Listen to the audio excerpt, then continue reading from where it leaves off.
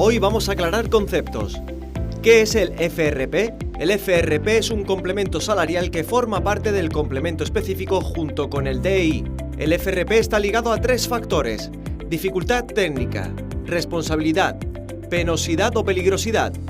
Entonces, ¿por qué un médico de familia, pediatra u odontólogo cobra 106,89 euros mientras otras categorías que tienen menor responsabilidad y requieren menor formación cobran más?